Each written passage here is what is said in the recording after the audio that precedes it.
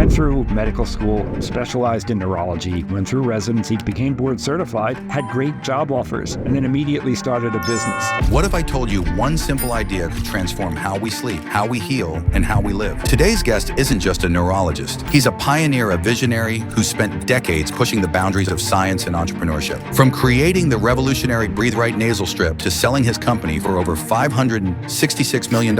I was really interested in difference between brain and mind. This was the early days of computers, so I was kind of excited about all that stuff. We raised $350,000 to get going. The market was very accepting at that point of really small cap companies. Sometimes it's better to ask for forgiveness rather than permission. I mean, when you're an entrepreneur, you are a risk taker. Dr. Daniel Cohen has consistently turned bold ideas into global impact. But this isn't just about success. It's about redefining what's possible. If you don't have to raise money, then you could focus on the business exclusively. Most people don't understand is thinking versus feeling. Have an exit in case you're not going to be able to win in the marketplace. Using magnetic waveforms, he's transforming sleep and shaping the future of health and wellness. This is the story of a man whose relentless curiosity is changing the way we think about life itself.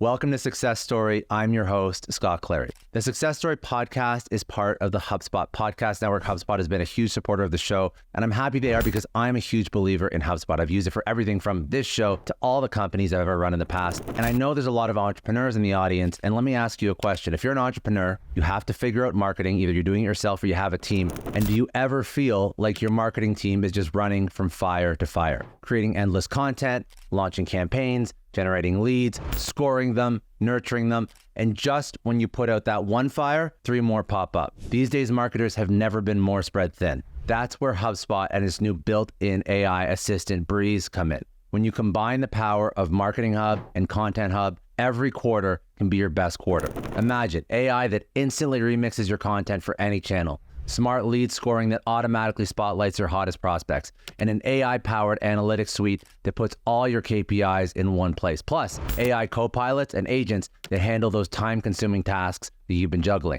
Stop spreading yourself thin. Marketing is tough enough. Building a business is tough enough. Stop putting out fires. Start making major moves with HubSpot. Visit HubSpot.com/marketers to learn more.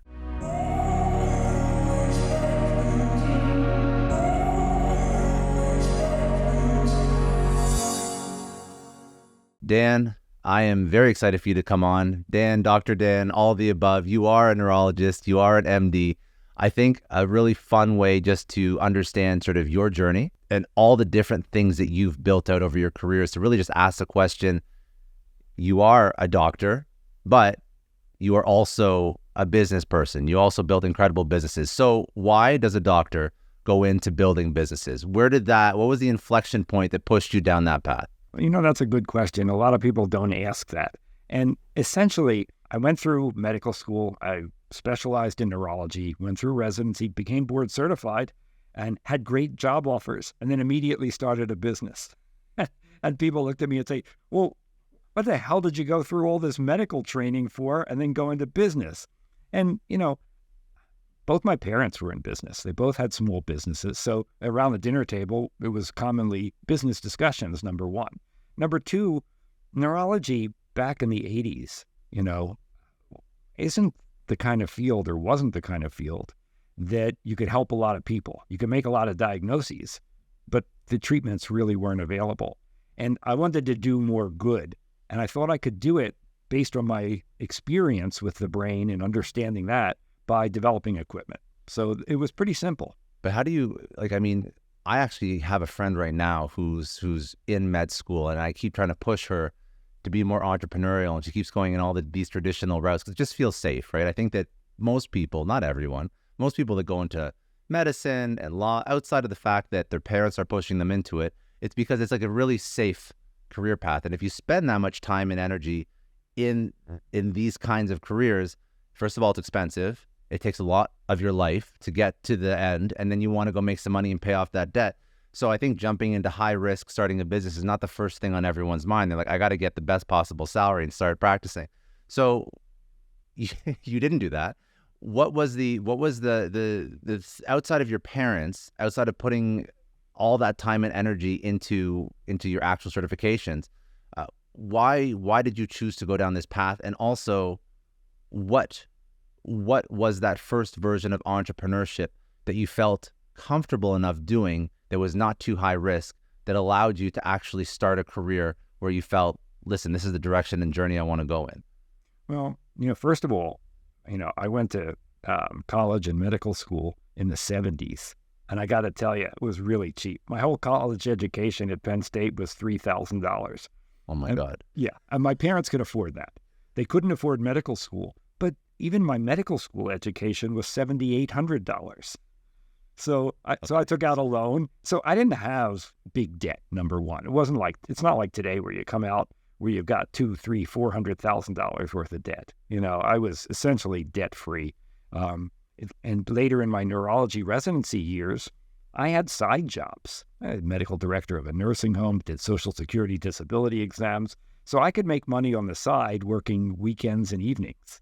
So I was in a good shape financially, especially when you're in your 30s. Let's face it, the world's ahead of you. You're too dumb to know that you can fail miserably. Yeah. You're optimistic, so it wasn't hard. But I was really interested in difference between brain and mind and things like that. And this was the early days of computers, and we could computerize the physiologic readings. And so I was kind of excited about all that stuff. And so I just jumped in. Jumped into what? What was that first version? Well, the first version was, there were a lot of high-risk surgeries, principally open heart surgery and carotid endarterectomies, where they open up the carotid artery that feeds half your brain, and they take out the plaque. And these surgeries were done without brainwave monitoring. Very, very few facilities had the ability to do brainwave monitoring. I mean, Mayo Clinic, for instance, did. Mm-hmm. We knew the neurologist there that did that, and so we watched him do it. And he had the old EEG machines, and we looked at that and we said, we can automate this process. We could bring the EEG signals in, digitize them, do FFTs, frequency analysis, and create graphics that showed you when you were in trouble. We could even automate the process. So you didn't need to have a doctor there doing the work. So our first, foray into that business was, let's automate the whole field of brainwave monitoring. And then we could sell this to hospitals, that had operating rooms, and it would be safer for everybody. But I got to tell you, that first business, although we made a great product, we got it through the FDA, it was validated to be 100% accurate, and it was a total failure as a business. First of all, that is seemingly the most the most risky version of entrepreneurship, creating medical devices. Because if you just think of all the different pieces that have to go into that, this is not like you are drop shipping T-shirts. And there's a lot of science, and the FDA is, I'm sure, very hard to deal with. I mean, it was probably less expensive to deal with them than it is now, but it's just not easy. So what were the learnings from that first business? Because it sounds like you actually did all the things properly, and it sounds like it was a great idea and right time and right place, and the market's moving in the right direction, and you're taking advantage of all this new technology, and then you get you get over the regulatory hurdles as well. So what was the learning? Like, what went wrong with that business? Well, first of all, back then, what we had to do, we were very sophisticated from a technical standpoint. So we were able to make the product very quickly, and then with a very, very small team. And the regulatory process for us was relatively easy. And so we got it through FDA very quickly. Then we took it out into the market, and then it was the biggest like slam in the face that I've ever had in business. I went out with a sales force and did the demos, and after the demo, the surgeon would pull me aside and say, do you think you could remove that disk drive? And I said, wait a minute, that's the medical record. I said, you need to have the medical record there. He goes, yeah. He says, but I'm not going to be able to afford my liability insurance. He says, right now, if there's a stroke that happens in the operating room, nobody knows about it until the recovery room. And so I can say, I didn't cause it. It happened in the recovery room. So I'm not at fault. And what you're doing is you're going to be able to assign blame to that stroke. That's insane. And that's why it didn't sell, because now doctors felt they were liable. Right.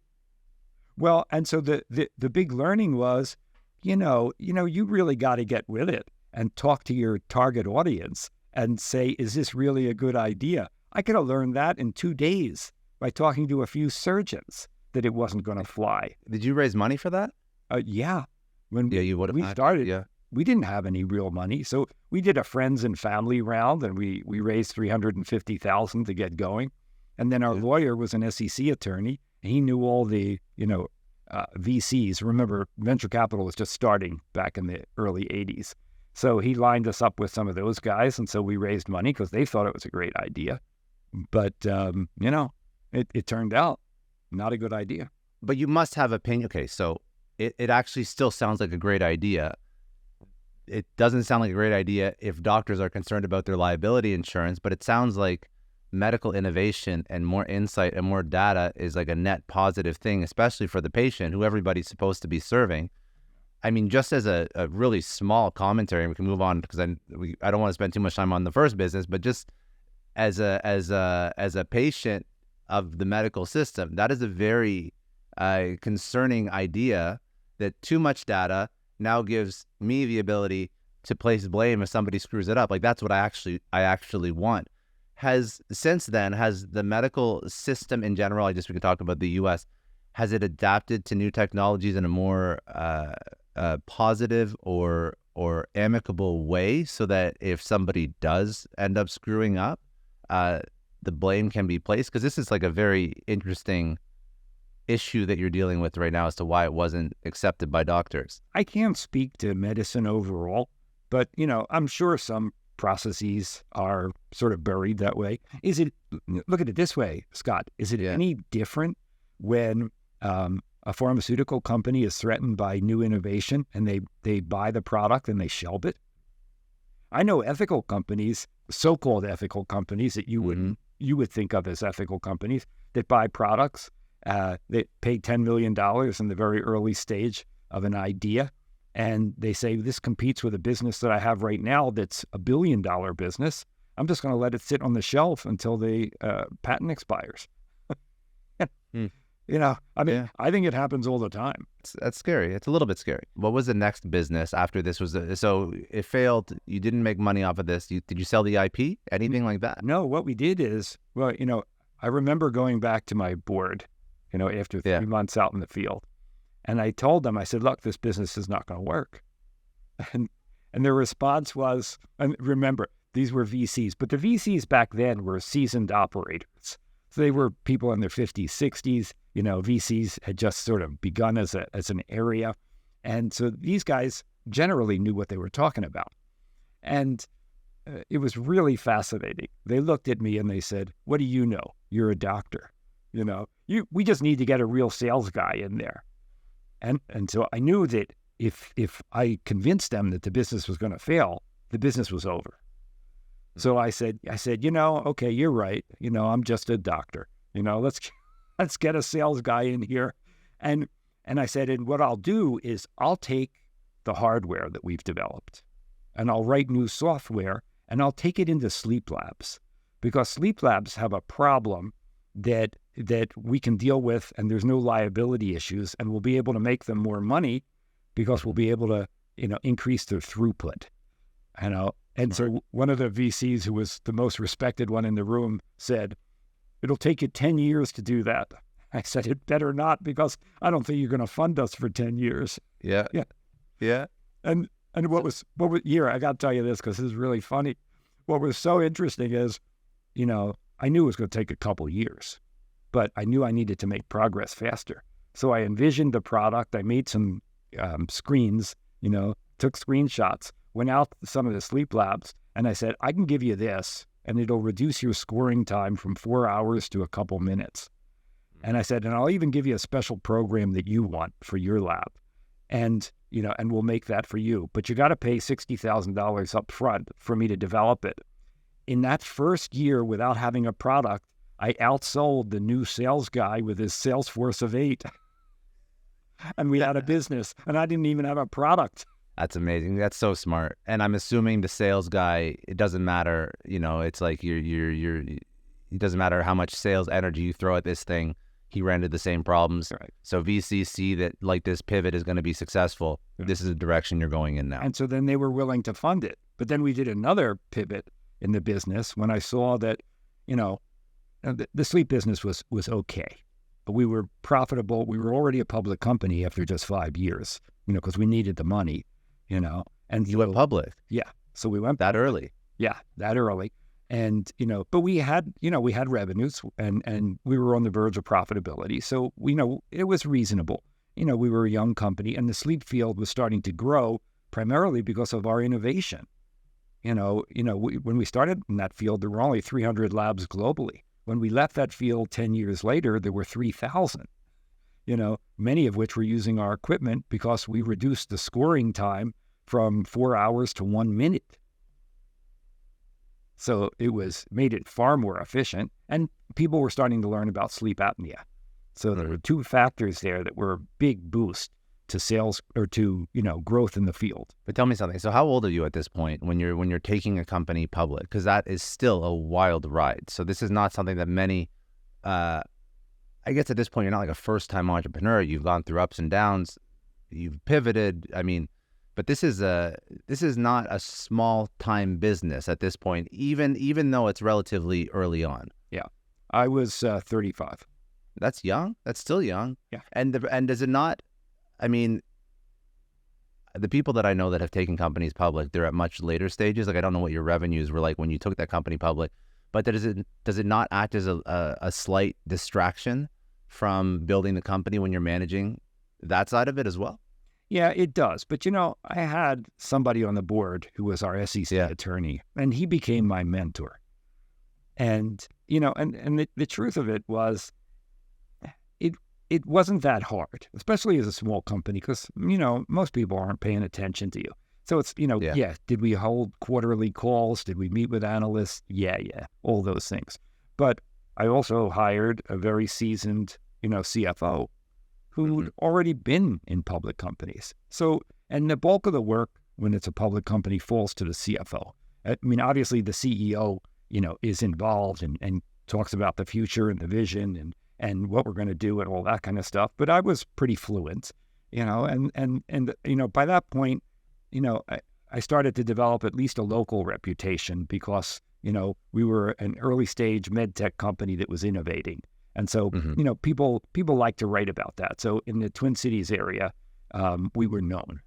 It's a little bit of work. It's something to consider, but obviously, if you have the right people around you, it's not going to be like it's going to stress you out too much. I think that's really the secret to doing something like this and going through this kind of transaction. And I guess it really opens up a lot of liquidity too, which is nice, and that gives you some cash to play with, which is important because the alternative is staying private, like a lot of companies do, and raising rounds and rounds and rounds. And then, as the founder, you're devaluing your own equity position repeatedly. And then obviously you're accountable to more professional investors, like not just accredited, but you're accountable to now like VCs and whatnot. So it's a strategy. I just don't know many people that have done it. So it's very interesting, but you did it successfully. So I just wanted to learn a little bit as to how that process goes. But you would do it the same way? I wouldn't. It depends, in our current company, I wouldn't do that. First of all, the market conditions have changed. The market was very accepting at that point of really small cap companies. And so that was a plus. Nice. You're right. I did want access to capital, but I didn't realize that I would need the kind of access to capital and the value of being a public company until the next idea came along in that business.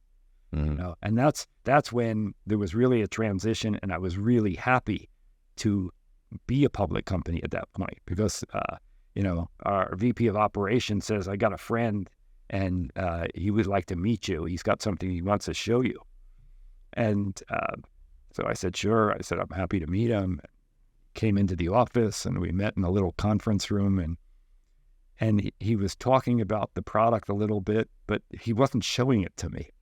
And, his name's Bruce. And I said, Bruce, you think I can see it?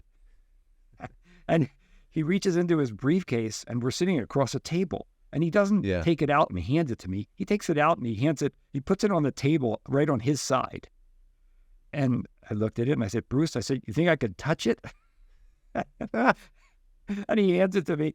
And it's a Curad Band-Aid with a piece of plastic glued on top of it.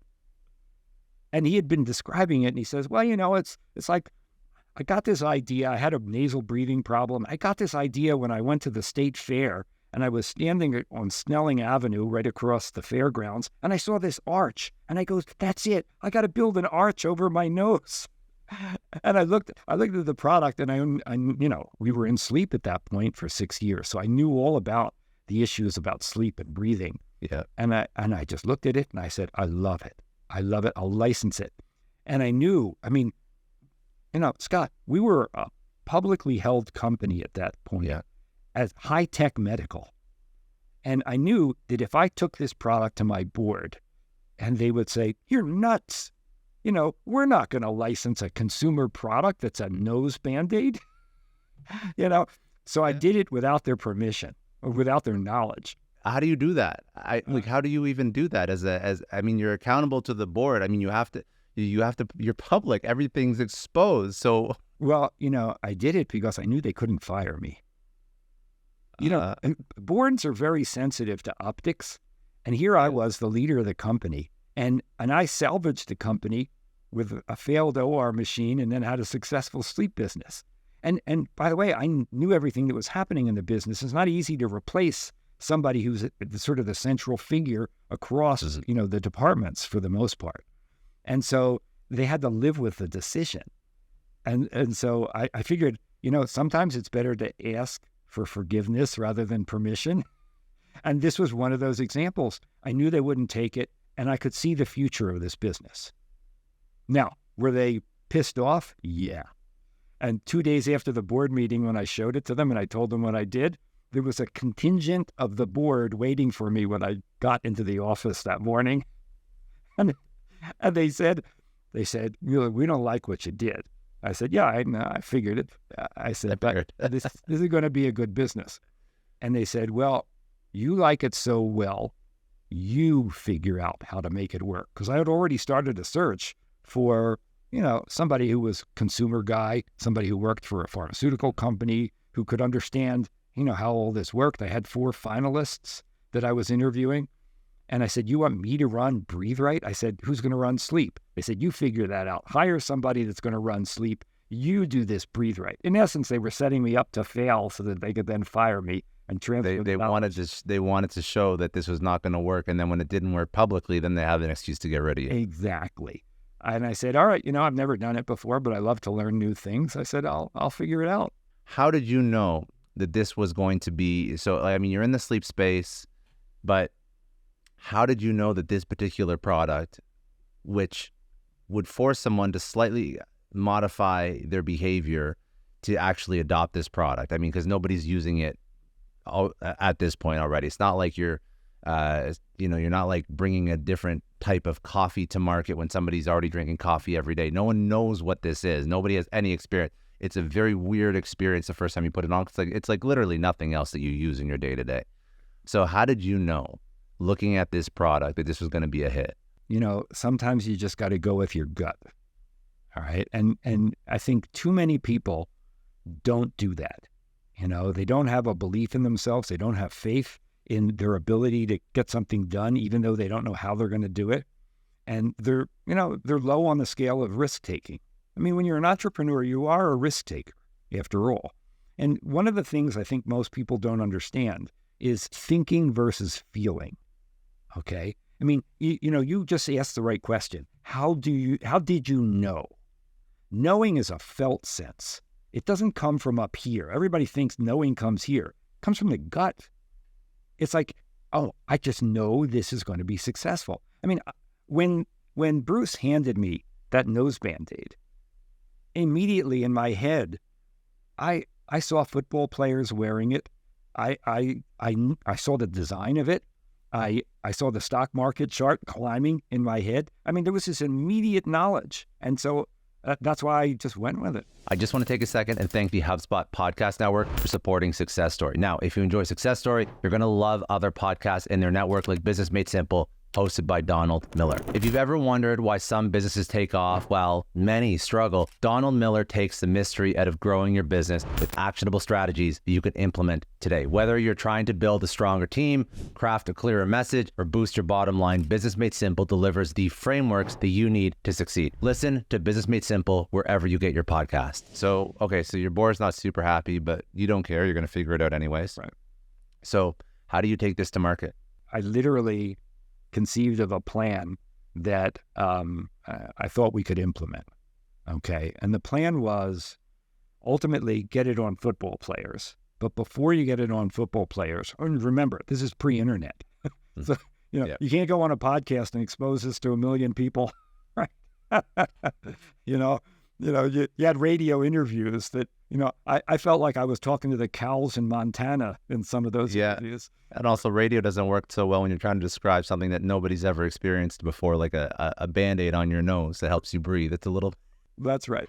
So the key was, all right, I need the press ultimately to get behind this. And so, and we had done the medical studies, we were getting it through the FDA, and we had to file a de novo application because the FDA said what you just said.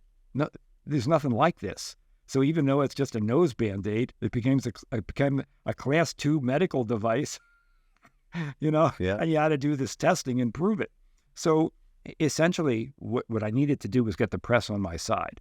So my partner she got 700 reporters for newspapers in the business writers, medical writers, sports writers to agree to take our press kit and not file it in the trash can. Okay.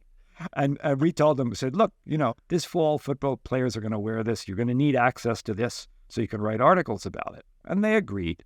They didn't know. We didn't know that football players were going to wear it. We had to make that happen. And so we got that seeded. We had to get distribution, which was really tough for a new company because the pharmacies wouldn't take it because the wholesalers didn't have it. The wholesalers wouldn't take it because no pharmacy was requesting it. So we literally had to close loops between the customer, the pharmacist, and the wholesaler. So I did 400 radio interviews to get 3,000 pharmacies on board, so that we could get all the 10 wholesalers to take it. And then I went to Walgreens and I said, this product's going to be a success. And the head of the cough cold, section says, how much business are you going to do in the first year? I said, 23 million. And he goes, you're full of shit. I said, probably. And so he didn't take it, of course. And he goes, no, I'm not taking the product. I'm not giving you shelf space. I said, oh, you're going to take it. I said, you'll see. And so when I left his office, the first person I called was the regional manager of the Walgreens stores in the Twin Cities. I took him out to lunch. I said, how do we get this into your stores? He says, I have control over the counter space. I said, really? I said, and it doesn't need to be approved by headquarters. He goes, nope, that's my domain. As I showed him the product, I said, what do you think? He goes, I love it. I'll put it on the counter. And so it sold, anything sells on the counter, right by the cash register. And so it sold really well. And he called 4 of his buddies that were regional managers in other parts of the country, and they took it, and it was doing well. And then I get a call from the cough cold buyer, and he goes, get your ass in here.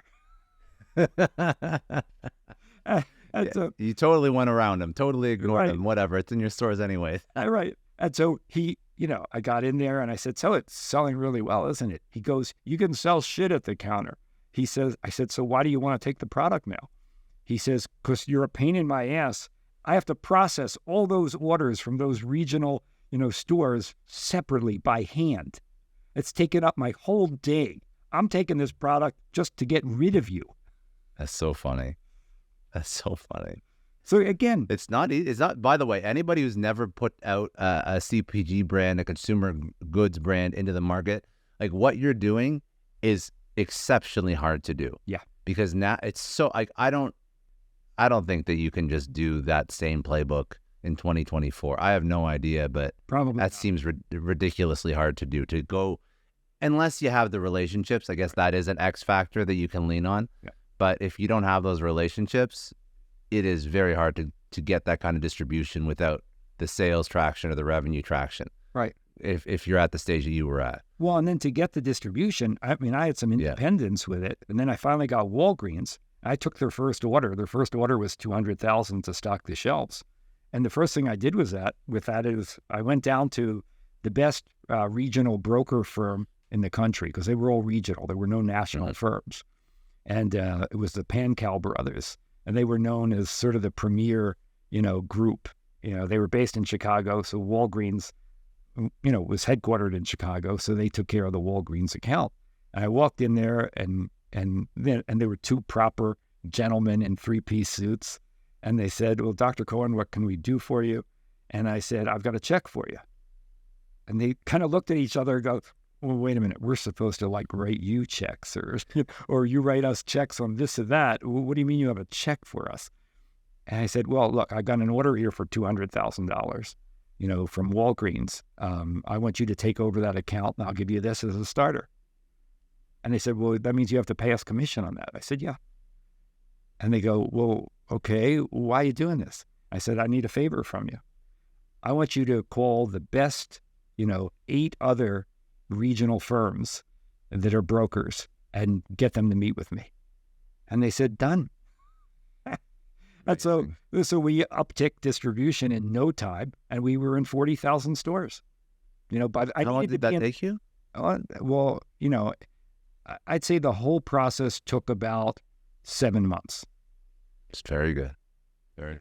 But I needed to get it there for football season. I was going to say, if you didn't have it, if you didn't have it in the stores, then none of the strategy would work. Right. So I'm assuming if you wanted the football players to wear it, you needed to have proof that it was adopted by the market. Well, actually, it wasn't adopted yet because it was just going on the shelves. I needed proof from the head trainers, the head NFL trainers. So we started to badger them. I had a guy that was literally calling every NFL head trainer every week and saying, have you used them yet on your players? Have you used them? And finally, one of them did. He put it on Herschel Walker, and Herschel Walker scored a couple touchdowns. And there was a photographer right behind the goal, the goalposts, and he had a nice picture of Herschel wearing it. And a beat reporter, it turned up on page 6 on Monday, of the sports section in the Philadelphia Inquirer. A beat reporter then called us up. She saw it on Wednesday, and she says, what's the story about this? And so and then she wrote an article, and she entitled the article, Bandaged Beaks Breathing Better. And it was, back in those days, color prints in newspapers were rare. And there was a 6x9 inch on the front page of the sports section of the Inquirer. So we made color reprints of that. We sent it back to all the other trainers. And we said, hey, other players are wearing this. Your players are behind, And I said, post this in your locker room. And then Jerry Rice saw it and said, hey, I got a nasal breathing problem. And he went into Lindsey McLean, the head trainer, and says, I'm gonna try one of those. He put it on. He loved it. He said he wore it Monday Night Football. And at this point, you're still but you're still running the two companies. Yeah. So you still have this Pubco that's now running both of these companies. Right. But I'm assuming that there's a point where Breathe Right starts to outpace all the traditional medical tech that you built out. Yeah, exactly. And so we ended up selling it. So did you sell the whole Pubco? No, we just sold the sleep part. How do you do that? How do you package out a piece of a public company and then sell it? What's the strategy to do that? It was really easy because the patents were so different that the IP could be split. Companies back then they tended to just buy technology and incorporate it into their stuff. So it was really providing them all the engineering material, our sales history, the intellectual property, and so it was a transaction that didn't take much. And this was when you sold to GlaxoSmithKline in, what was it, 2006, correct? Yeah. That was Breathe Right? Okay. Obviously an amazing exit. So that was for $566 million that you sold the IP for Breathe Right and all the sort of and the business. Yeah, I mean there was another product, Fiber Choice. We launched Fiber Choice chewable fiber tablets to compete with Metamucil. So, and that business was doing well. So at that point, we had about $140 million business, but it was generating a lot of profit. Even for a consumer goods brand. Oh, well, the margins. Face it. I mean, a Breathe Right nasal strip, we were making them in the billions. And a strip cost at that point, 2 3/4 cents. Oh, geez. Okay. Right. Okay. So you had a 90% margin. So, okay. So then you have an amazing exit. At this point, do you keep CNS? I mean, it's publicly traded. I mean, you could, in theory, I'm assuming at this point, quasi-retire and and you could figure out what to do next. So this isn't the end of your story, though. I know that you did start another company. So even after that transaction, just what happened in your life as an entrepreneur? Massive success. Now everybody, knows your brand. It's a household name. So what do you do next? I went back to my med school days, and because there was something that really bothered me that I learned in medical school, and that was 75 to 90% of all medical conditions are made worse or caused by stress. And so I'd ask my professors, well, why aren't we doing something about it? And they had good answers. I won't get into the details, but I wanted to see if we could solve that issue. So my partner and I said, you know what, let's start a separate company. And we did this while CNS was still operating, and it was the idea of let's do some research. Let's figure out if we could make a technology that would do this, and so we started that company in 97. Actually, even though we go by the name of Soltec Health right now, it's really Round River Research Corp, DBA, Soltec Health. So Soltec, you started like a while ago. This is not a new venture. This is just a venture that you kept going. Yeah. Well, what happened was, the reason we named it Round River Research was because we knew it was going to be like navigating a round river, and we were going to have to go around and around and around to figure out the solution. When you started Round River, before we even jumped on here, you mentioned that sort of the first company that you started, like CNS, was radically different in the way that you started it and you operated it versus Round River, which eventually turned into Soltec. So maybe just paint a picture for just how you thought through starting Round River versus when you first started CNS. Okay, yeah. I mean, the two companies are dramatically different, but having the experience of the first, especially having been a public company, raising funds the way we did, VCs, then public, doing all of that, engineering work, the consumer work, the consumer research, all of that taught me so much that when we started the second one, it was, we're going to have to do a lot of research. Let's keep the team really, really small. And let's not spend a lot of money. We're going to put our own money into this because we didn't know in the beginning whether or not we could solve the problem. So we were betting against ourselves, actually. We committed a lot of money to it. You could say out of guilt because, we made a lot of money and it was like, wait a minute, I went to medical school. I didn't want to sort of trash that education. What if we could actually do this? And so it was, let's see what we can do. Let's, go on the cheap in terms of, expenses because we're going to have to work at this for a long time, before we come up with a discovery. And that was true. I mean, we kind of knew that, and we started in 97. We didn't have our first major discovery until 2014. That's a wild amount of time. Yeah. That's an absolutely wild amount of time. How does a business go and operate for, 7 years without having some sort of discovery or product that makes... Oh, wait, you said 2014. So it was 17 years. Yeah, 17 years. Yeah. How does a business operate for 17 years without figuring out what product it's going to sell? Very low burn rate. We weren't taking a salary, so we weren't paying ourselves. So we put in the money. We had a very, very small team, dedicated people who loved the mission. So we didn't pay high amounts of money. We didn't even form a board for a long time. And it was one of those deals where you just don't spend much money. that type of business would have not been possible if you raised venture capital. No, Because no, it would have been, well, those funds last 10 years. They finish their investment cycle after 6. They need an exit. They don't like returning stock to their investors. So it was totally impossible. Now, we did take some money towards the latter years, and we started to make a little progress with some of the technology we were playing with. And so we had friends and family were interested. Some angel investors were interested. So we started to collect some investment. But again, we kept the dollars low. We kept the valuation low. And it was a lot of research, to sort of figure this out.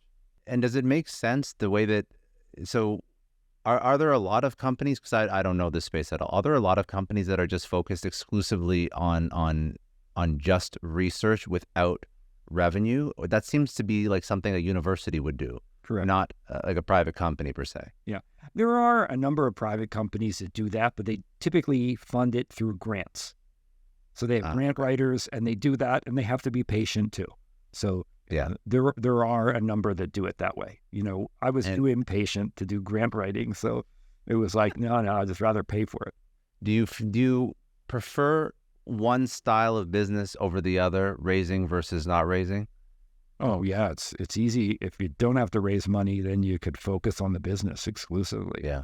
And so I did that. But then, because we're a small business and we adopted that strategy, and I didn't want VCs in this business because you didn't know when you're going to really be able to productize your invention.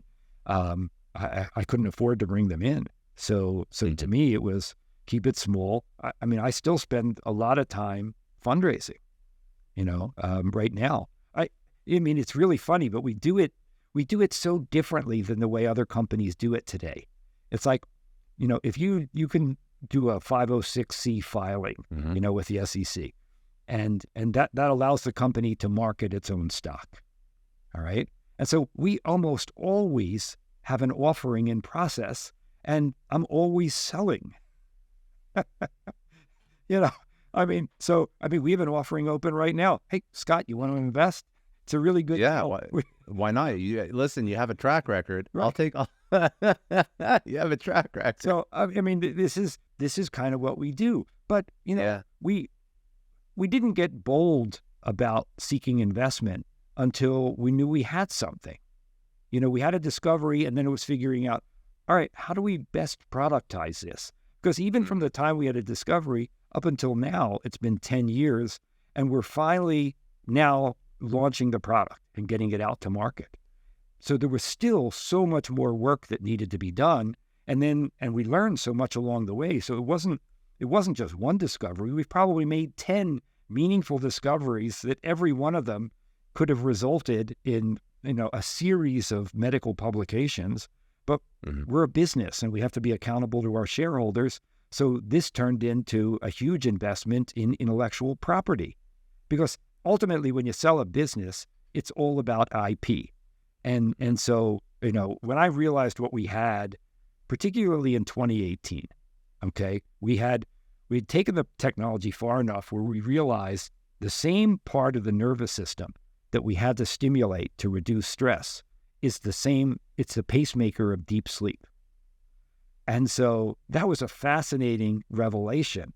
And so the first thing I did is I called a friend of mine who ran a sleep lab. I said, Marty, I got to bring this in. We got to do some work to look at this and see what it's doing. I think we're stimulating sleep naturally in terms of the actual pacemaker, not like a sleep drug where you're not causing sleep, you're causing sedation.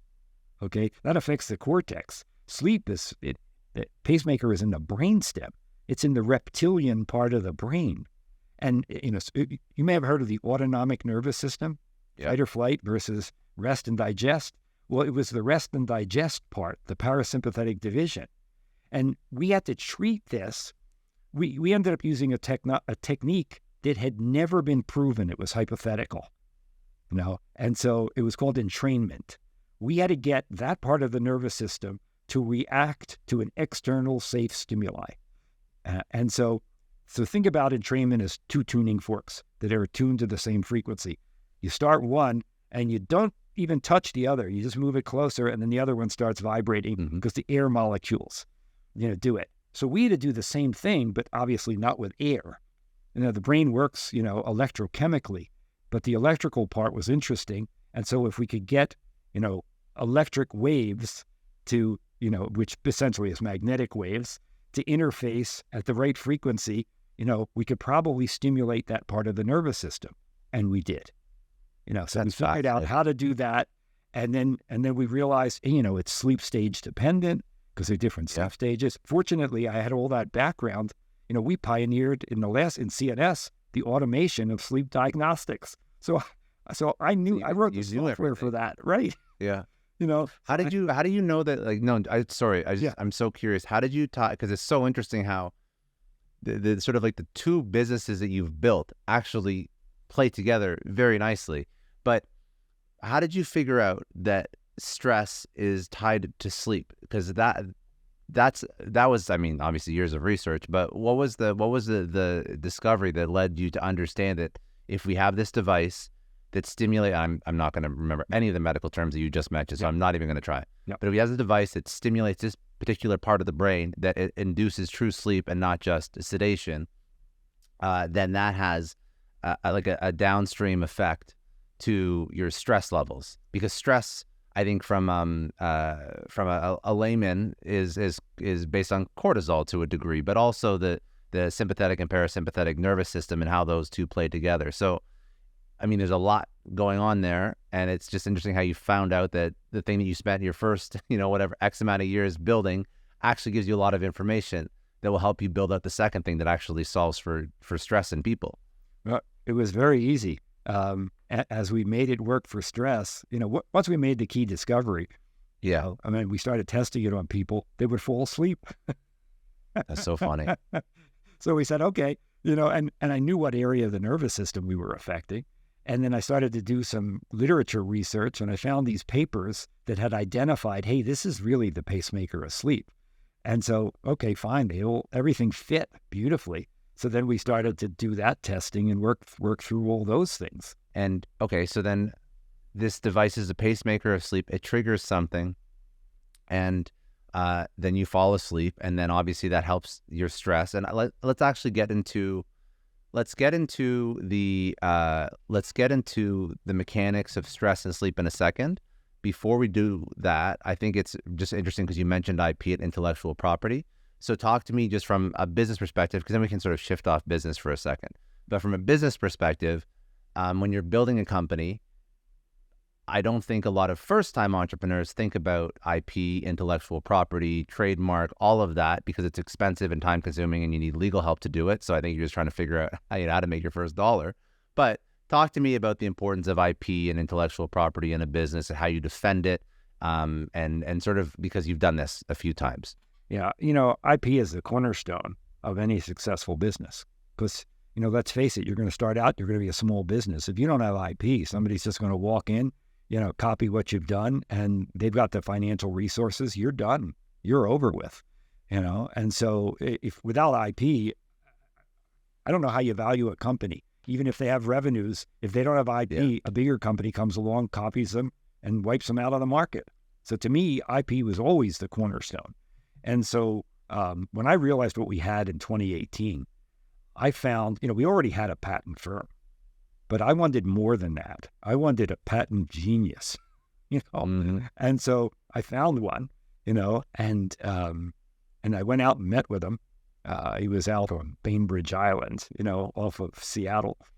And he says, if I take you on as a client, he says, I bring in a team of engineers and I do 6 months of research on what you have, because patents are all about the disclosure section. Because he says, you got to look at a patent like it's a time machine. And if you put all this information in the disclosure section, you can keep revisiting that patent for the next 20 years and creating continuation applications that keep extending the patent life. And he said, my strategy is all about disclosure, and try to envision the future. And I just loved what this guy was saying. It made so much sense. And so we developed an IP team, and this guy I put in charge of the IP team, I said, I'll keep feeding you ideas based on what I'm seeing clinically and how I think it's working. You guys do the research. And then, and this guy was a world-class patent guy. I mean, this is the inventor of General Motors OnStar technology. But then, he went off and did all these other things. He owns 19.7% of all the intellectual property on autonomous vehicles, which he's licensed to the top 22 car companies around the world. All right. And he prosecutes and he defends his own patents. I mean, this guy's brilliant. And so, basically, I just said, you're in charge of this. We'll just pay the bill. And so we spent a fortune with him, but he loves learning. And so, he's now partially retired. We're one of 2 clients of his. The other one is his kid, And so, so he and I worked together. We worked together for 6 years, developing a mammoth IP portfolio. And that's the value of our company at this point. Can that be because as a company, I think a lot of people focus on revenue, but you just actually mentioned something that's actually really interesting. If you get your IP done right, licensing that IP could be a revenue stream. Right. And that could be the whole business. Yes, that's right. Well, and I gotcha. And when we started to look at our technology, we realized, oh my God, get back to the 75 to 90% of all medical conditions are either made worse by or caused by stress. Yeah. Well, okay. So we can go to the FDA and get claims for all these things. You have a mammoth medical business. We even have shown that this thing works for non-stress related conditions like diabetic peripheral neuropathy. Well, there's 200 million people around the world with that problem. Okay. And we not only take away the pain, we start regrowing the nerves. So sensation starts to come back. Nobody's been able to do this. So you look at that market alone, we could go out to all these companies and just license that. Or we can divisionalize the patent in such a way that we could sell that part of the business. Mm-hmm. We can sell the consumer part just to fund the medical research, and the medical business is going to be worth so much more than the consumer side. How much does it cost to go through this kind of process to get the IPs and the patents and everything set up properly? Well, we've spent an inordinate amount of money in that area simply because this is all brand new, and we wanted to we wanted to basically have a monopoly on this area. So like millions. We've spent $3 million on IP. $3 million. Yeah. And that's considered, I don't know this game, so that's considered a lot. That's like the higher end of the spectrum for IP. For a startup, a small company, It's an enormous amount. For a large company, it's not a big deal. But yeah, of course. But for a company like us, it's a big deal. If you have like a message for entrepreneurs that are looking to build something right now, but maybe there's less invention involved in the company they're building, are there things they should focus on trademarking or patenting over others? Like if I'm thinking of a company that's building out some software, for example, do you recommend they even patent their code? Is that something that people would do? Yeah, there's usually some tricks in the code, and you could either patent it or maintain it as a trade secret if you think that somebody skilled in the art can't figure it out. But you want to investigate it, or the other thing is have an exit in case you're not going to be able to win in the marketplace. Know who the buyers are going to be and get to know them, so that they're aware of you, and if they make you the right offer, consider it. I want to take a second and thank Range Rover Sport for supporting today's episode. Now, let's talk about tools that match your ambition, that match the ambition of everybody who's listening today, who has taken risks, who has up-leveled their personal, professional development, who has tried to build their own thing. Everybody listening gets it. There is a moment when the thing you're trying to build, the challenge that you're taking on, it finally starts to take off. There's like this rush of excitement and possibility, and that feeling that you get when you get behind of the wheel of a Range Rover Sport, because we've all had that perfect drive when the road, the car, and you're all in perfect harmony. But that's not just by chance. The Range Rover Sport is designed to make every drive feel that way. And the Range Rover Sport is not just for impressing others. It's how you feel behind the wheel. It's how you feel when things are going the way they're supposed to go. Whether or not you're navigating city streets, you're exploring back roads, the Range Rover Sport combines refinement with a sense of adventure. It matches your own versatile lifestyle. With features like adaptive off-road cruise control, you can tackle challenging terrain with confidence. The dynamic air suspension always makes sure you get a smooth ride. It responds to road conditions for optimal performance. So from daily commutes to weekend getaways, the Range Rover Sport is ready for whatever you have planned. It's more than just a vehicle.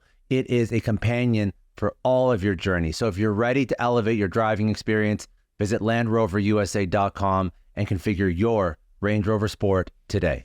That's another point too that I think that, you mentioned again before we press record, you speak to a lot of entrepreneurs, and I speak to a lot of entrepreneurs as well. And it's definitely different for a second-time entrepreneur who's done this before. But I think a first-time entrepreneur just focuses on building. And a lot of the ones that I speak to, they don't know who their buyer is. They don't know what the exit plan is. They don't know if it's going to go to a strategic, or if it's going to go to a private equity firm, or if they're going to IPO it at some point. And as an investor, that's incredibly scary because you want to know when you're going to get your money back. But like when you build a business, what's just some advice from even like what you're building right now, when you think of an exit plan or an exit strategy that like an early stage entrepreneur could learn from? Well, let me tell you how I thought through our exit for this company, so that you'd appreciate it. I think see the pieces. Okay, we have a system that has a couple components to it. We have this magnetic generator that goes under the bed. All right. And it generates the frequencies that we want to do the different processes, whether it's, increase deep sleep, which we can do. We can restore deep sleep, which people lose as they age. Okay. Again, that's a first. All right. So you've got that generator. We had to develop our own wearable because I was interested in looking at heart rate variability in the frequency domain, not just the time domain, so that we could understand the frequencies to really figure it out and fine tune what we tell the generator to do. So it's a closed loop feedback system. So our wearable in real time, tells the generator, hey, he's moving into deep sleep, send them these frequencies now. Okay. So there's a wearable. Obviously there's an app, and you have to be iOS and, Android compatible. And then, and we have a cloud-based database to store all the data so that, again, we could do research. So you got 4 different components there. Well, of those components, which one is most relatable to other companies that could be interested in us? And it would be the wearable companies, right? And so then we did research on why are the wearable companies in this business? What's the main reason? There's a lot of wearable companies and they come and go, but who are the ones that are going to win in the long run? Okay, because we can make our generator, we've done enough research now to make our generator wearable agnostic. Okay, and that's the key part. And so if we want to team up with some wearable companies, we could let their wearable run our generator. Okay, and we already had identified a relationship with Best Buy. They're headquartered here. We know their executives, and so they wanted to take on our product because it was novel, it was electronic. They like to get into healthcare stuff. And so, I went to them and I said, look, we're thinking about making the generator wearable agnostic. You want to make some introductions for us, and then you guys can bundle this, and they said, yeah, sure. And so, so we did the research on the wearable companies and we looked at them. We said, who are the top 4 wearable companies? And it turns out it's Apple, Samsung, Xiaomi, and Huawei, 2 Chinese companies. And then you say, what's common amongst those companies? In other words, are they in the wearable business for just wearables? Because these are mammoth companies, and their wearable revenues and profits are they're a round-off error, on their P&L. And so then you go, there's another reason why they're in the wearable industry. Well, sure enough, those are the top 4 smartphone companies around the world. And once a consumer hooks the wearable up to the smartphone, they're less likely to, change to a different smartphone. Okay? So they're doing it to protect market share of a much larger business.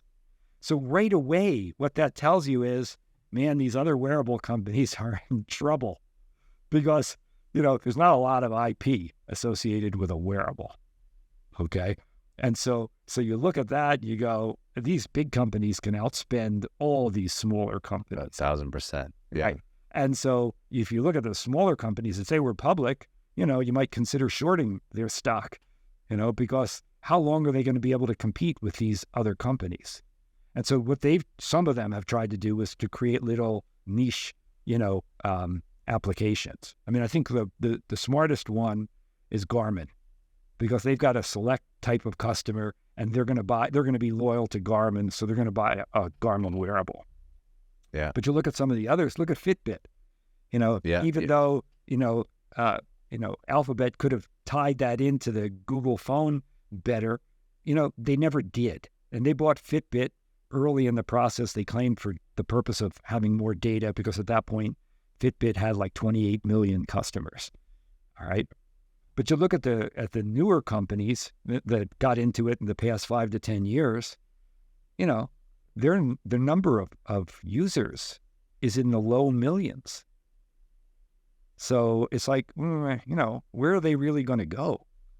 But it's interesting though, because I know some of the companies that have been built in the past few years, and they're trying to compete with the giants, the behemoths. And when you look at your strategy, what you're saying is, I'm not going to try and compete with those behemoths. I'm going to find a way to tap into the ecosystem, because now I understand why wearables are even part of their ecosystem. And that's my strategic exit, or my strategic buyer. On the consumer side. Yeah. Yeah. Yeah. Yeah. I mean, would we sell the consumer part of this business? Yeah. Because we get a lot of money for it. And then we wouldn't have to raise more money and dilute our shareholder interest and fund the medical stuff. And probably take the medical stuff as an IPO early. So again, our shareholders would have complete liquidity. Yeah, that's smart. That's very, very smart. So, and I mean, also you could, if you keep reinvesting in the medical stuff, I'm assuming you can license that to whoever purchased the consumer stuff, because they're going to want to keep advancing. Well, or other medical companies. There's lots of medical companies that specialize in different areas. You could just say, okay, I'm going to license this product to you for depression. And you could have diabetic peripheral neuropathy, and you could have asthma, and you could have migraine, and you could have, ADD, ADHD, it goes on and on and on and on. I want to unpack sort of the science of stress and sleep. And I think that's going to be really interesting to chat about, but just sort of some just a couple last thoughts on the business of it. So where does this company go? Like, where do you want to see it going in the future? What are maybe some advancements that you're working on now that you're excited about? And then let's talk about some of the science under the hood. Yeah. I mean, I mentioned DPN, and we've already had our early discussions with the FDA. So we will take that one, through the process to get FDA clearance on that. And that's nice. And then there are other neurologic conditions that are kind of related in terms of the pathophysiology. All right. And, but one of the things that's very interesting to me is we can restore deep sleep that we lose as we age. Deep sleep is the most important stage of sleep, because it essentially restores the body every night. So it's definitely the key driver in terms of cell repair, cell regeneration, even DNA repair, let alone regulating the endocrine system and boosting the immune system. Okay. And that's vital. When you look at a graph showing you how you lose deep sleep, how much you lose as you age, and you compare that graph to the number of chronic diseases that you accumulate with age, you literally have inverse correlation. Wow.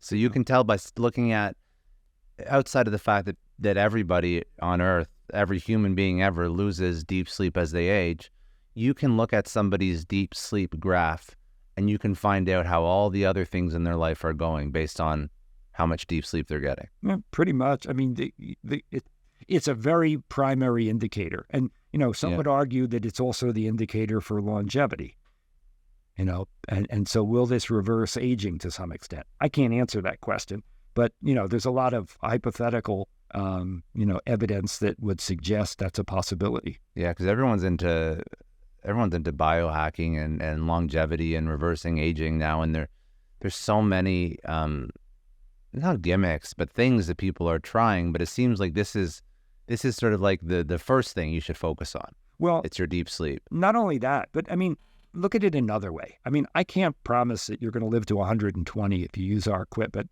and you restore your delta sleep, your deep sleep.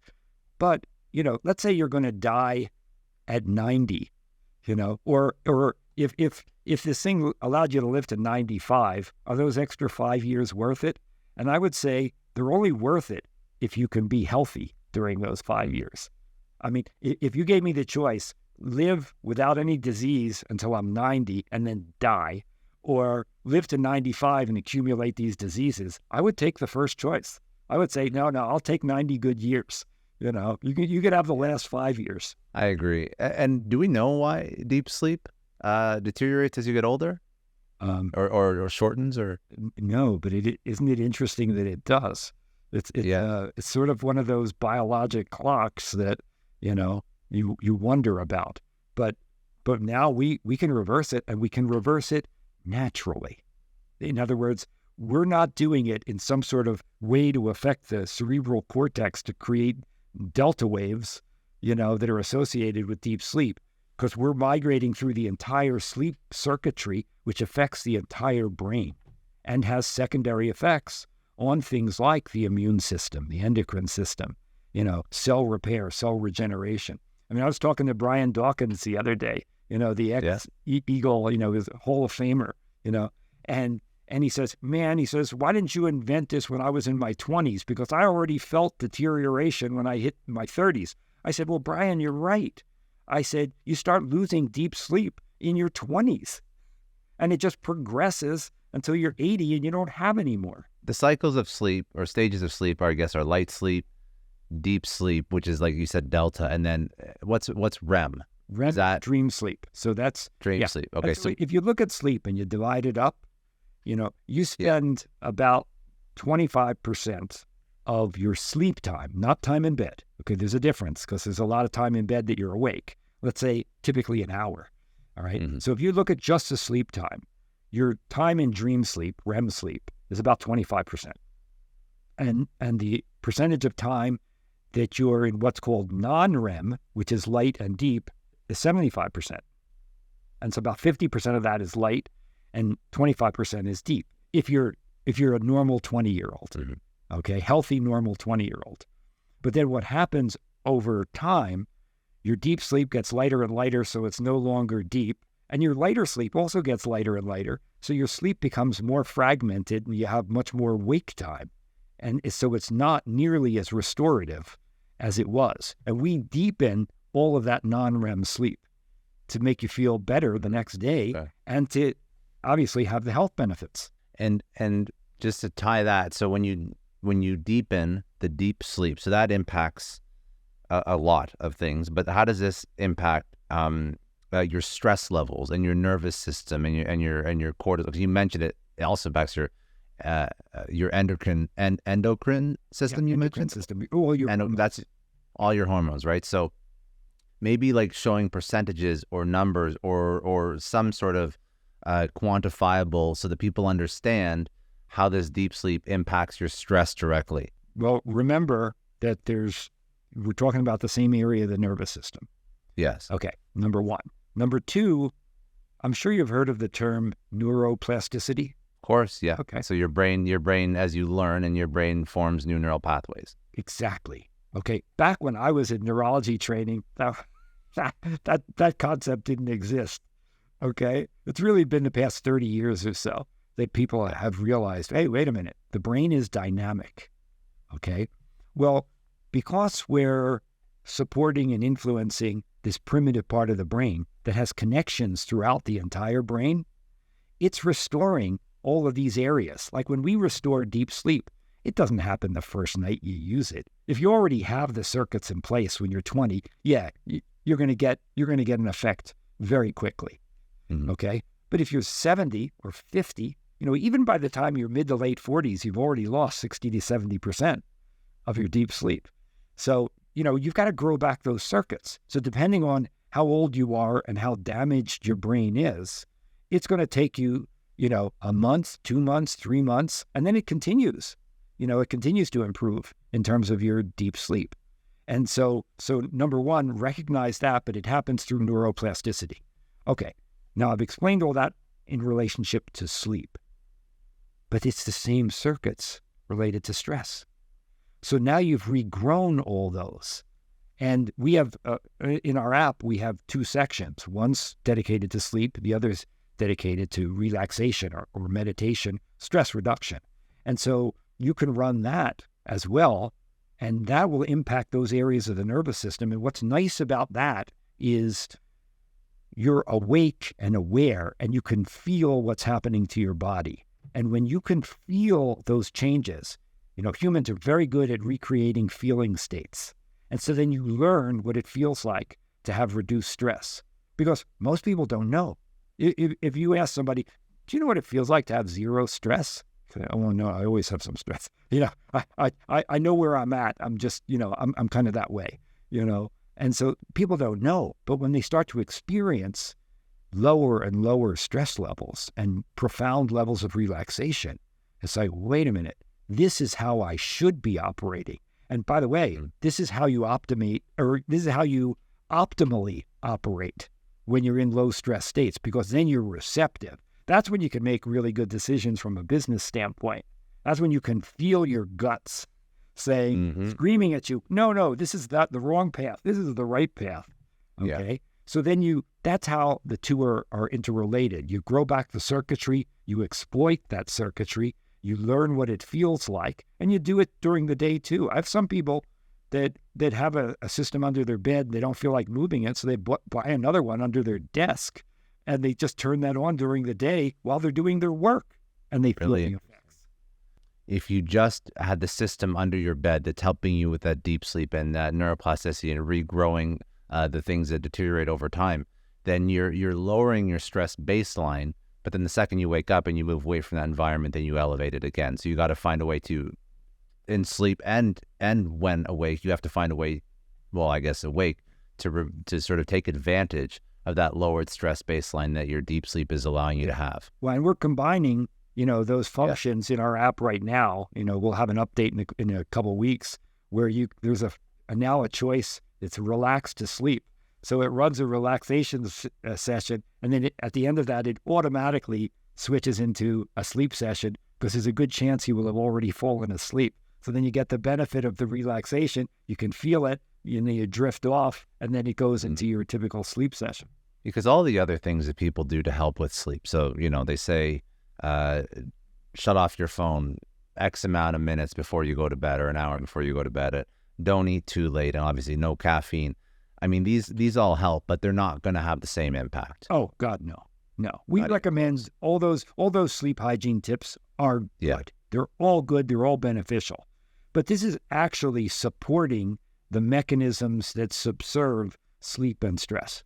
How does this device and deep sleep, how does that play into cellular repair, cellular regeneration, even I'm assuming cognitive diseases or cognitive decline as well, Alzheimer's, dementia. So, obviously the benefits affect everything in your body, so we don't have to go through every single thing that can happen to people, but those 2 items in particular, those are interesting to me, mostly because Alzheimer's, dementia is in my family, but secondly, I think that the cellular damage, you mentioned that before, is also a really interesting point as to how deep sleep impacts that. So maybe you can speak to both of those. Sure. Well, when you think about it, and when you're growing, you're going through cell degeneration, cell repair, cell growth. Okay. And one of the things that's very notable in your endocrine system with growth is growth hormone. Okay. It subserves that function. And that happens during deep sleep. Okay, 70 to 80% of your growth hormone is secreted during deep sleep. And so, since you lose deep sleep, you're obviously losing that functionality.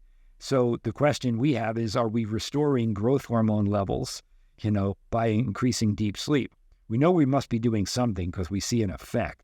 Okay, we haven't actually measured growth hormone levels, so I can't tell you definitively, but we know with deep sleep, people are, being physically restored to a much greater extent.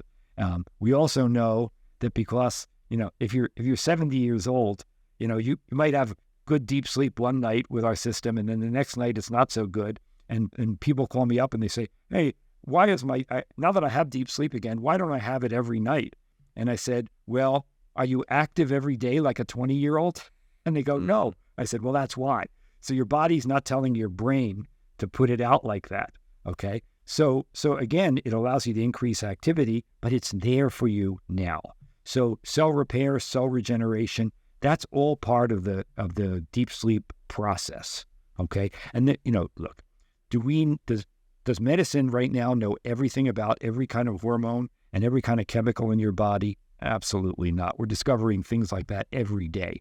So there are all of these mechanisms at play, and we know they're at play in deep sleep and in the different stages of sleep.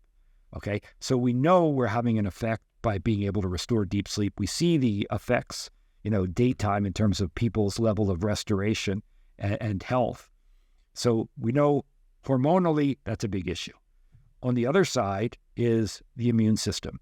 The immune system is constantly surveilling every cell in your body. Is this one developing cancer? Is there an infection? Do you have enough white blood cells? Are your stem cells doing what they need to do to fight off issues? All of that is happening, and we know we bolster that because, again, that's a deep sleep restorative issue. And that's really key. So, we see less infection. I can't speak to cancer because we don't have the data to speak to that, but it's going to be interesting to see. But I would expect over time this will have some effect because the immune system is getting better and your body can naturally heal and detect these things. So I look at those things and say, yeah, there's going to be broad ramifications with this technology. You got to remember, we're not developing a product here. That we're starting an entire industry with this technology. Yeah. And then you mentioned dementia. There's debate about what are called tau proteins, in the nervous system, in neurons that are associated with Alzheimer's disease. And we know deep sleep allows for those proteins to be cleaned out of cells. And so if that's really true, by promoting more deep sleep, then we should be removing those waste products. And so we'll have to see over time whether or not this decreases, Alzheimer's disease. Can it reverse the effects? Can it prevent it? Again, we have decades of research ahead of us to understand all these phenomena. But this is the first thing that has to be solved before we can start to study all the potential downline positive effects of having more deep sleep at a much later age. Well, we're seeing, people are calling us up with, hey, this is getting better and that's getting better. Yeah. I can't name these things at this point because that'd be a medical claim. But we know it's happening because of what we're doing for non-REM sleep. We're deepening it. I guess then a very simple question is, how much sleep is I have two questions out of this, so it's very exciting. I find this fascinating. So first of all, how much sleep do you actually need to get? Because when somebody says 6 hours, 7 hours, 8 hours, 9 hours, I'm assuming what they're trying to do is they're trying to create a total amount of sleep where you actually get the deep sleep that benefits you in that time frame. Because if you could guarantee X percentage of your sleep is deep sleep, then I don't think you need the 8 or 9 hours that are recommended, because you're getting the deep sleep that's actually benefiting your body, which is really seems to be the most important kind of sleep that you get. You're bringing up a really interesting point. From an evolutionary standpoint, if deep sleep is the most important stage, you would expect that you would get your deep sleep earlier, right, in your sleep period, just in case you are awakened. And indeed, that is what has happened in terms of evolution. So almost all of your deep sleep happens in the first half of the night. So then the question is, well, okay, so if I got all the deep sleep I needed in the first 4 hours, is that all I would need? And I would say no, because the other stages also confer benefit. And just like you get most of the deep sleep early, you get most of the dream sleep later, and dream sleep is helpful from an emotional standpoint, from a memory standpoint, and as is light sleep. So there is a certain amount of sleep that you need for health. There have been numerous long-term, studies that have been done, involving tens of millions of people, so these are large studies that have been done over 20, 30 years to determine how much sleep is best. And they really didn't determine how much it's best, but they determined the minimum amount of sleep that is needed to prevent major illnesses or to lessen the incidence of major illnesses. And what it showed was 6 hours seemed to be the cutoff. However, here's the caveat. All those studies were done over many years before there was any kind of home testing like we have now with wearables. So most people were recording time in bed, and you're awake for about an hour when you're in bed. So is the real answer 5 hours, to prevent illness? I don't know, but I would suspect it's somewhere between 5 and 6 hours of sleep to absolutely do it. But also note that some people need more than others. I'm not a long sleeper, but one of my kids will regularly sleep 10 hours, and I'll be happy with 6. I function great at 6. So that's kind of the typical range that we see in the population. So some people need more and some people need less. But if you can get that delta sleep, that deep sleep early, you're going to be in much better shape. And then I guess the other question that I have about this is everybody's wearing an Oura ring right now to look at their sleep score is important. It doesn't really matter the device. The sleep score is important. When you look at sleep score, is that measuring delta sleep or is it measuring the wrong thing? Different wearables have different types of measurements.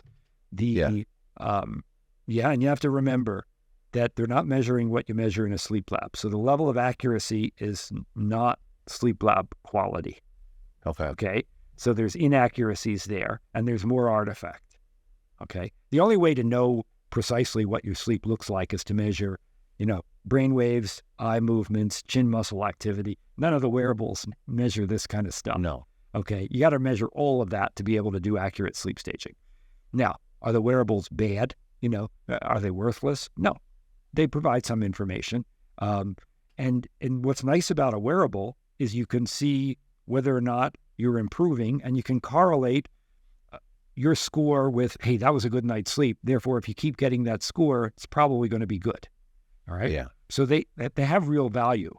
The problem with wearables is they, in and of themselves, don't do anything to improve your sleep. I mean, that was what we were looking at it and saying, hey, you know what? We want to build something that helps your sleep. And we built a wearable just to refine our generator. And so it's to show you. It's right. Not like it's showing you that what you built is working. Right. Well, not only that, we needed it to refine the frequency. So ours is the only wearable who looks at heart rate variability in the frequency domain, so we can get a more accurate assessment, particularly of deep sleep. Okay, because that's the most important stage of sleep. That's what we were most interested in. And so we had to be really good at that. Now, if we encrypted or provided an encrypted firmware module to the other wearables that didn't ruin their battery life, we could give them the equivalent. Okay, and so we would do that in a license arrangement with them, so they could be a little bit more accurate in the whole depth of non-REM sleep. And we pride ourselves in being able to look at that depth of all of non-REM sleep, and we can divide what's happening at the brainstem level versus what's happening at the cortical level of sleep to see what the interference is. I think that, just after even speaking to you for the past hour, I think that, the one concern that I immediately think about is everybody's trying to optimize their sleep score, but nobody outside of these sleep hygiene best practices.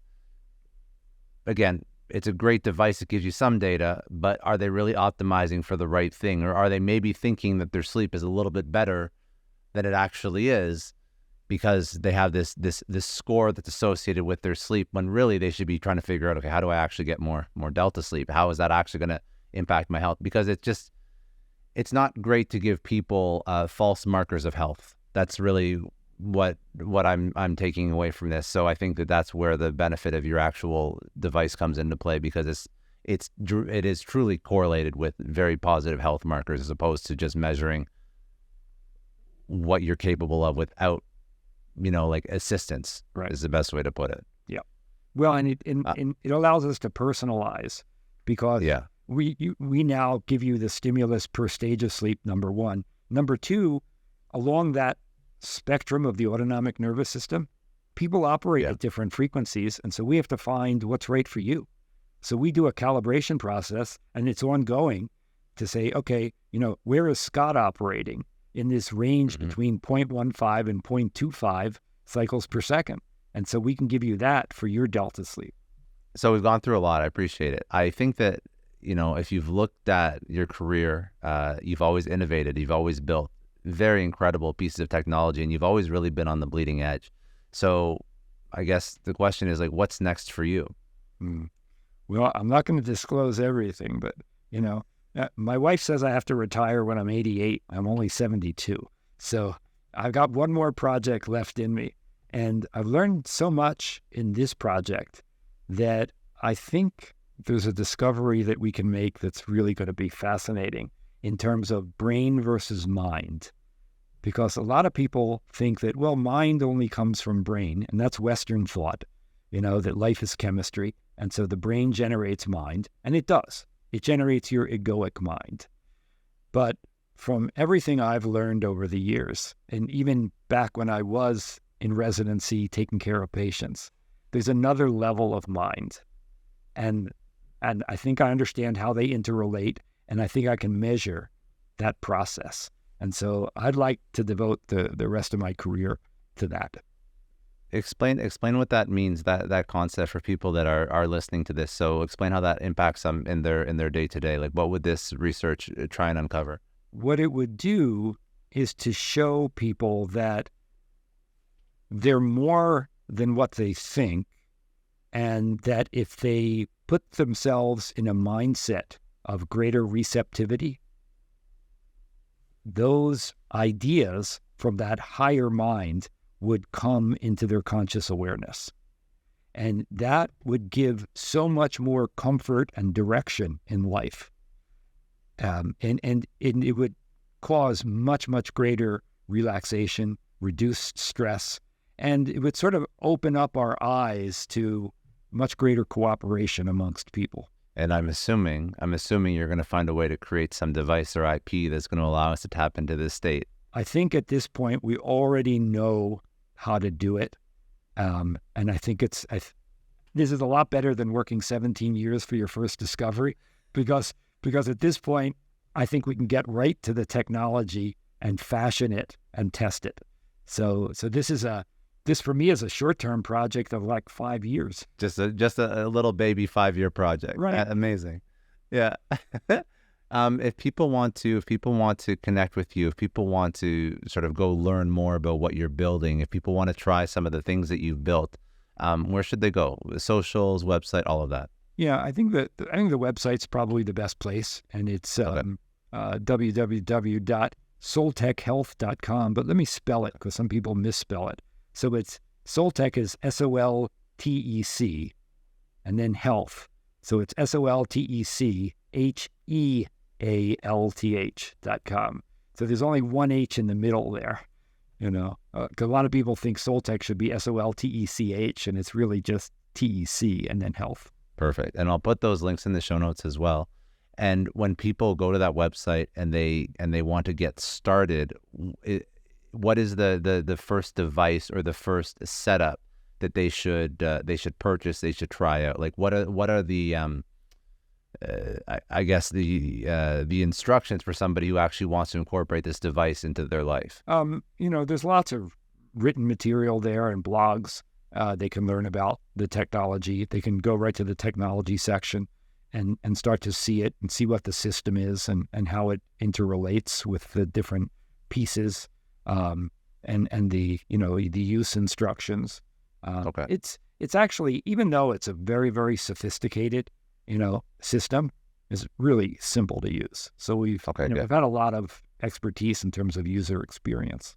And the last question I like to ask is, because you've had such an incredible career and you've gone through so many different seasons of your life building different companies and sort of exploring new ideas and inventions, you could go all the way back to your 20-year-old self and you have the opportunity to tell that person, that young Dr. Dan, one lesson.